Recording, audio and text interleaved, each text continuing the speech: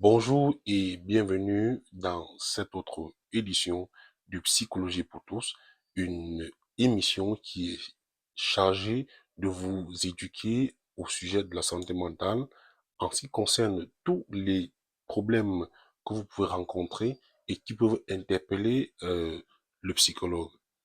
Aujourd'hui, je vais vous entretenir sur la notion de psychologie comme étant une science de fou. Comme je vous le disais déjà dans d'autres vidéos, c'est que j'ai remarqué que des personnes ont peur de rencontrer un psychologue parce qu'ils se disent que c'est une science de fou. Alors, je ne comprends pas dans quelle logique est-ce que ces personnes réfléchissent. Je ne sais pas si c'est une connaissance qui leur a été transmise depuis qu'ils ont intégré ou bien depuis qu'ils ont compris des notions au sujet de la psychologie. Mais ce que je sais, c'est que la psychologie n'est pas la science du fou. Attention, vous devez savoir que sur le plan de la santé, il y a trois paliers essentiels. Il y a le palier biologique, donc on peut parler de santé biologique. Il y a le palier psychologique, donc on peut parler de santé psychologique ou bien de santé mentale. Et puis, il y a le plan social. Alors, dans le volet de la santé mentale, il y a également deux volets. Comme je l'expliquais déjà dans notre vidéo, c'est que on peut avoir une santé mentale qui est équilibrée ou bien une santé mentale déséquilibrée. Alors, le travail du psychologue consiste, n'est-ce pas, à maintenir votre santé mentale équilibrée.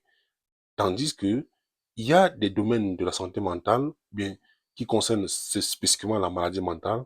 Donc, je prends le cas de la psychiatrie ou bien des infirmiers en santé mentale qui s'intéressent, n'est-ce pas, à des problèmes profonds qui vont toucher, n'est-ce pas, les dysfonctionnements psychiques qui vont aller dans l'aspect du délit et bien d'autres paramètres.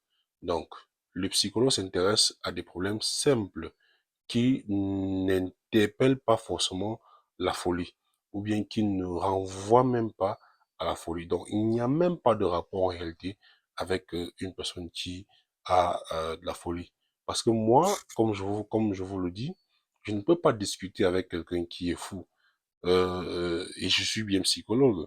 Donc du coup, il y a cet écart de connaissances que vous devez comprendre en ce qui concerne la santé mentale, la psychologie et peut-être aussi la psychiatrie, qui peut s'intéresser, n'est-ce pas, à des personnes qui ont de petits problèmes de folie, entre guillemets. Donc voilà un peu de façon simple.